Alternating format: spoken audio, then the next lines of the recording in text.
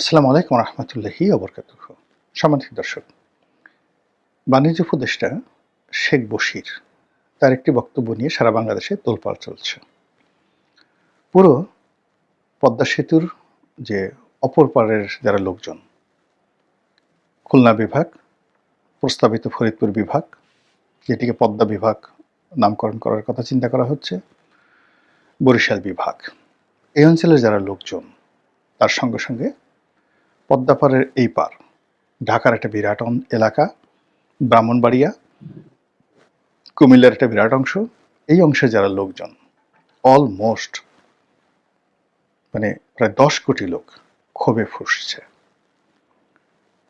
এটা আবেগের বিষয়। পদ্মা সেতুটি এই 10 কোটি মানুষের কাছে আবেগের বিষয়। আমি দক্ষিণাঞ্চলের মানুষ, তার আগে শৈশব আমি কাটিয়েছি ফরিদপুরে। তো ঢাকা থেকে ফরিদপুর যেতে কি পরিমাণ যন্ত্রণা হয়েছে এটা হাড়ে হাড়ে আমরা টের পেয়েছি। মিস্টার বশিরও টের পেয়েছেন।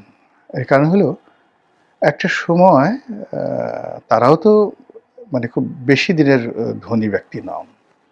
তার বাবা নিতান্ত দরিদ্র ব্যক্তি ছিলেন। সেখানে আকিজ বিড়ি বিক্রি করে তিনি যথেষ্ট সফল হয়েছেন এবং তার প্রায় ২০-২৫ জন ছেলের সন্তান, 4 জন স্ত্রী, সেই ঘরে ২০-২৫ জন ছেলের সন্তান, তারা সবাই এখন ব্যবসা বাণিজ্য করে সফল হয়েছেন এবং সেই সফলতম যারা তার সন্তান তার মধ্যে জনাব বশির প্রধানতম। এই পরিবারের অনেককে চিনি, ব্যক্তিগতভাবে চিনি। তারা বিনয়ী, তারা প্রফেশনাল, যাকে বলা হয় দক্ষ এবং অনেকটা নিরহংকার প্রকৃতির। কারো কারো শিক্ষা আছে, কারো কারো শিক্ষা নেই, কিন্তু মোরাললেস তাদের মধ্যে কিন্তু এই 20 জন ভাই বোন এরকম মারাত্মক কোনো বিরোধ নেই। সম্পত্তি নিয়ে যেটা হয়, সব পরিবারে যে বিরোধ থাকে, আকিজ গ্রুপও সেই বিরোধ আছে, কিন্তু তারপরে তাদের মধ্যে মুখ দেখা দেখি বন্ধ বা মামলা মোকদ্দমার মতো পরিস্থিতি তৈরি হয়নি। শেখ বশিরদের যে পরিবার বা এই আকিজ পরিবার, তারা ব্যবসা বাণিজ্য করার সঙ্গে সঙ্গে আবার রাজনীতির সঙ্গেও মোরালেস পরোক্ষভাবে প্রত্যক্ষভাবে জড়িত। তার এক ভাই আওয়ামী লীগের এমপি ছিলেন, যশোরের যে বেনাপোল এলাকা, শার্শা এলাকা, এই এলাকা থেকে। আবার তার যে বড় ভাই নাসির, শেখ নাসির, সে বিয়ে করেছে যে পরিবারে, তার শ্বশুর অর্থাৎ শেখ নাসিরের শ্বশুর আওয়ামী লীগের এমপি ছিলেন। তার মারা যাওয়ার পর তার যে সম্বন্ধী, নাসিরের যে সম্বন্ধী বশিরের যে বিয়ে, তিনিও আওয়ামী লীগের এমপি ছিলেন। তো এই পরিবারে দুজন নিকটাত্মীয় শেখ বশিরের এমপি ছিলেন। শেখ বশির, তারপর তার যে বড় ভাই যিনি রয়েছেন, সেই বড় ভাই হলো ওই যেটা আদ্দিন হাসপাতালের যিনি প্রধান। তো এই দুজন আবার সামহাও জামাত রিলেটেড। অন্য যারা ভাই আছেন তারা বেশ কয়েকজন জামাতের রাজনীতির সঙ্গে জড়িত না হলেও জামাতের বিগ ডোনার। তো যেহেতু বশির দীর্ঘদিন ধরে তিনি পরিচিত একজন, যাকে বলা হয় সফল ব্যবসায়ী হিসেবে, বিশেষ করে জুট সেক্টরে তার যে সফলতা, এই সফলতার কারণে তিনি আলোচিত। তো এই কারণে তার যে জামাতের সাথে সম্পৃক্ততা, এটা মোটামুটি ওপেন সিক্রেট, সবাই জানে। আর তার যে বড় ভাই যে আছে, যে ওই আদ্দিন হাসপাতালের মালিক, তিনি একেবারে জামাতের ডাইহার্টেড ডোনার। এবং ওই যে আদ্দিন হাসপাতালের যে একটা মসজিদ আছে, সেই মসজিদেই মূলত ওই রশ্মিকা মান্দানার যাকে নিয়ে কথা হয়, আমির হামজা, সে আমির হামজা ইমামতি করেন এবং আমির হামজা ওখান থেকে বোধহয় 5 লাখ টাকা মাসে মাসোহারা পান ওই আদ্দিন হাসপাতালের মালিকের কাছ থেকে, এবং এটা তিনি প্রকাশ্যে বলেছেন। তো কাজেই শেখ বশিরের যে অন্তর্ভুক্তি এই সরকারের বাণিজ্য উপদেষ্টা রূপে ধরে নেওয়া হয় যে এর সঙ্গে জামাতের একটা ভালো ইনফ্লুয়েন্স রয়েছে। সত্য মিথ্যা আমি জানি না। আমার আশা ছিল যে শেখ বশির ভালো করবেন। এর কারণ হলো যে সাধারণত তার অর্থের অভাব নেই। কেন তিনি রাষ্ট্রীয় ক্ষমতা ভোগ করে এই কাজগুলো করবেন? 2 নম্বর হলো যে তিনি সফলতম মানুষ, কাজে তিনি বাণিজ্য মন্ত্রণালয় চালাতে সফলতা দেখাবেন। আর ব্যক্তিগতভাবে যতটুকুই তাকে দেখেছি, একদিনই তার সঙ্গে আমার কথাবার্তা হয়েছে, টেলিফোনে একদিন আর ফেস টু ফেসে একদিন, অনেক আগে, 4-5 বছর আগে। তো আমার কাছে মনে হয়েছে he is loyal, he is educated, তারপর প্রফেশনাল এবং ভিশনারি। তো কাজে তাকে নিয়ে আমার একটা গগনচুম্বী আকাঙ্ক্ষা ছিল। কিন্তু গত কয়েক মাসে তার অনেকগুলো সিদ্ধান্তের কারণে বাংলাদেশের অনেক ক্ষতি হয়ে গেছে, মারাত্মক ক্ষতি হয়ে গেছে। সেই ক্ষতিগুলোর মধ্যে হয়তো তিনি স্বীকার করবেন না, কিন্তু আমরা বাইরে থেকে বুঝি। আমি ওইগুলো নিয়ে নাড়াচাড়া করতে চাই না। দ্বিতীয় যে বিষয়গুলো রয়েছে সেটি হলো যে তার কনফ্লিক্ট অফ ইন্টারেস্ট। এই কনফ্লিক্ট অফ ইন্টারেস্ট আমাকে খুব আশ্চর্য করেছে। অর্থাৎ তিনি বিমানের সেই বোর্ড চেয়ারম্যান হবেন, তারপরে আবার নিজে একটা এভিয়েশন কোম্পানি করবেন। এই জিনিসগুলো আমার কাছে মনে হয়েছে যে এটা তার দরকার ছিল না। তিনি এভিয়েশন ব্যবসা করতেই পারেন, সেটা পরে করতে পারতেন। এই সময় তার দরকার ছিল না, এই সময় তার লাইসেন্স নেওয়ার কোনো দরকার ছিল না। তারপর তিনি বেশ কিছু কথাবার্তা বলার চেষ্টা করছেন, ওভার স্মার্ট হওয়ার চেষ্টা করছেন, অনেক রিয়ালিটি তিনি তুলে ধরার চেষ্টা করেছেন the commercial point of view থেকে, যেটা আমার কাছে মনে হয়েছে তার এই জিনিসগুলোতে না জড়ালে তিনি পারতেন। এবং তারই ধারাবাহিকতায় সম্প্রতি তিনি পদ্মা সেতু নিয়ে যে কথা বলছেন, এই কথায় তার নিজের অঞ্চল যশোর, খুলনা, বরিশাল, পটুয়াখালী এই অঞ্চল দিয়ে তাকে যাতায়াত করতে হবে।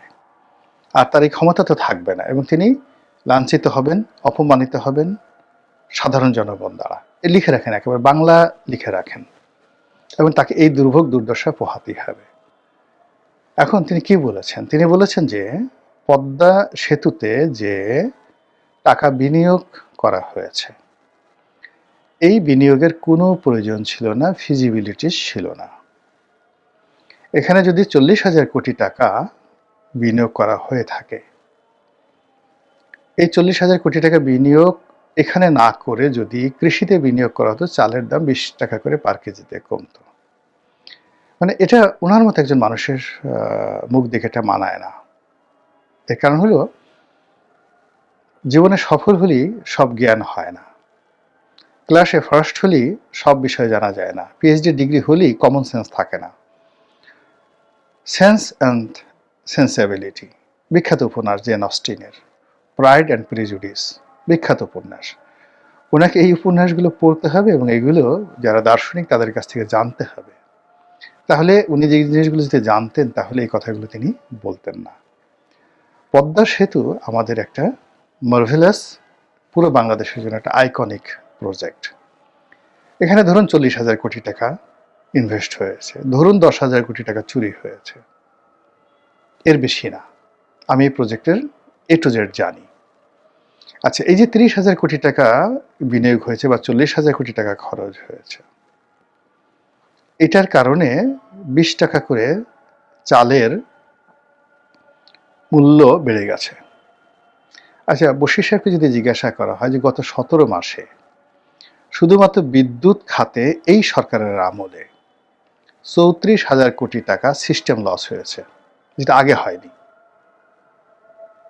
আওয়ামী লীগ সরকারের আমলে এই সিস্টেম লসটা এতটা নিয়ন্ত্রণে ছিল বলার মতো না। কিন্তু এই সরকারের আমলে কেন 34,000 কোটি টাকা সিস্টেম লস হলো, যেটাতে আর একটা পদ্মা সেতু করা যেত? এই সিস্টেম লস যদি বশির অ্যান্ড গং তারা যদি না করতেন, তাহলে তো চালের দাম আরও 20 টাকা কমতো, মাগনা চাল খাওয়ানো যেত। 34,000 কোটি টাকার চাল যদি বাংলাদেশে আমদানি করতো, কয়েক বছর বিনামূল্যে দেশবাসীকে খাওয়ানো যেত। আবার এই সময়টাতে এই যে আমলাতন্ত্রকে খুশি করার জন্য পে স্কেল দিয়ে, এই যে নতুন পে স্কেল ঘোষণা করা হয়েছে, সরকারে যে আরও 1 লক্ষ কোটি টাকা প্রতি বছর লাগবে, যেটা দিয়ে 3টি পদ্মা সেতু করা যায়। তো প্রতি বছর 3টি পদ্মা সেতু করা যায়। এইভাবে সরকারি আমলাদেরকে বেতন ভাতা বাড়ানোর জন্য এই সরকার যে সিদ্ধান্ত নিচ্ছে, এটা আপনি কিভাবে বলবেন? 2 নম্বর হলো যে পদ্মা সেতু দিয়ে যে গাড়িগুলো চলাফেরা করছে, এই চলাফেরার মধ্যে খালি কয় টাকা টোল আদায় হলো, আর এটার বিপরীতে যে ঋণ হয়েছে, মানে জিওবি ফান্ড থেকে আমরা যা দিয়েছি, চায়না থেকে আমরা যে ঋণ করেছি, সেগুলোর সুদ আসল যে ফেরত দেওয়া, এর সঙ্গে এই যে টোল আদায়ের, এই দুটো একত্র করলে হবে না মিস্টার বশির। এখানে চিন্তা করতে হবে যে কয়টি গাড়ি পারাপার হচ্ছে, যাত্রীদের মেন্টাল স্যাটিসফ্যাকশন, যে সময় বাঁচছে সেই সময়ের আর্থিক মূল্য, অর্থাৎ মেন্টাল স্যাটিসফ্যাকশন, এটার আর্থিক মূল্য কত। কাস্টমার স্যাটিসফ্যাকশন উনি তো বুঝেন এই জিনিসগুলো। তো সেখানে অর্থাৎ বরিশাল, পটুয়াখালী বিভিন্ন অঞ্চল মানুষের যে একটা মেন্টাল স্যাটিসফ্যাকশন, আমি যার ডাটা দিয়ে বলি, বরিশাল বিভাগে প্রায় 1 কোটি লোক, ফরিদপুরে 1 কোটি, খুলনা বিভাগে প্রায় 2.25 কোটি লোক, অর্থাৎ বরিশাল, পটুয়াখালী এই অঞ্চলে 4.5 কোটি মানুষ। এই 4.5 কোটি মানুষের প্রতি মুহূর্তে মেন্টাল স্যাটিসফ্যাকশন, নির্ভরতা, যে তারা সকালবেলা ইচ্ছা করলে ঢাকা চলে আসতে পারবে। এই নির্ভরতার কারণে অনিশ্চয়তাকে মাথার মধ্যে না এনে সে কাজ করতে পারছে, বাড়িতে বসে প্রোডাক্ট তৈরি করতে পারছে, এবং তার ঢাকাতে যে কোনো কাজে, সে রোগী অসুস্থ হোক, ঢাকাতে আসার স্বজনের সঙ্গে দেখা সাক্ষাৎ করা হোক, যা কিছু হোক, এই 4.5 কোটি লোক, মানে সে যে ঢাকার সঙ্গে তার কানেক্টিভিটি করার ক্ষেত্রে যে সে ডিপেন্ডেবিলিটি, নিশ্চয়তা, প্রশান্তি, এইগুলো তার মধ্যে কাজ করছে, এবং তার যে উন্নয়ন কি পরিমাণ হচ্ছে, এই জ্ঞান কি ওনার আছে? এই জ্ঞান ওনাকে অর্জন করতে হলে অ্যাডাম স্মিথ পড়তে হবে। এই জ্ঞান ওনাকে অর্জন করতে হলে জন অ্যাডামসকে তা ওনার জানতে হবে, এবং why John Adams is famous তাকে জানতে হবে। আমার বিশ্বাস সেই জায়গাতে উনি এখনো ঢুকেনি নাই, নট ইয়েট, উনি বলে ফেললেন। এরপর প্রতিদিন এই যে যাত্রী পারাপার হচ্ছে, যখনই পদ্মা সেতুর উপর দেশে যাচ্ছে, তার যে মেন্টাল স্যাটিসফ্যাকশন, এটার আর্থিক মূল্য কি, এই জিনিসগুলোতে যদি তাকে জানতে হয়, তাহলে তাকে আইসেন শপেনহাওয়ারের বই পড়তে হবে। উনি জানেন যে শপেনহাওয়ার কে, এর সাথে পদ্মা সেতু কি সম্পর্কটা কি। এত অল্প জ্ঞান নিয়ে বড় কথা বলা যায় না। বড় কথা বলতে হলে আরো অনেক জ্ঞান জানার দরকার হয়। পদ্মা সেতুর সঙ্গে অন্তত পক্ষে, মানে এই যে 40,000 কোটি টাকা, 40,000 কোটি টাকা যেদিন উদ্বোধন হয়েছে সেই দিনই উঠে গেছে, সেই দিনই উঠে গেছে। আমাদের জিএনপি কি, গ্রোস ন্যাশনাল প্রোডাক্ট কত, এবং আমাদের এই যে সুখীর মনোভাব, এটার আর্থিক মূল্য কত, আমাদের টোটাল কনজিউম কত, ন্যাশনাল কনজিউম কত, এই সব কিছুর সঙ্গে পদ্মা সেতু জড়িত। কাজে এখানে চালের দাম 20 টাকা কমে গেছে, শুধুমাত্র কমার্শিয়াল ফিজিবিলিটি, কত টাকা সুদ দিলাম আর কত টাকা টোল পেলাম, এই চিন্তা সঙ্গে আকিস বিড়ি বিক্রি করার সঙ্গে সম্পর্ক থাকতে পারে, যে আকিস বিড়ি প্রতি মাসে কত টাকা আকিস বিড়ি বিক্রি করলাম, তারপর শেষে এই নেভি সিগারেট কত টাকা বিক্রি করলাম আর কিনলাম, বা পাট, এই যে আমি কয় টাকার পাট কিনলাম, কয় টাকার পাট বিক্রি করলাম, এই সিম্পল হিসাব মেলানো যেতে পারে। কিন্তু রাষ্ট্র পরিচালনা এটা সম্ভব নয়। এই জন্য নেপোলিয়ন বোনাপার্ট হতে হবে, জুলিয়াস সিজার হতে হবে। Why Julius Caesar is famous, এটাকে মিস্টার বশিরকে জানতে হবে।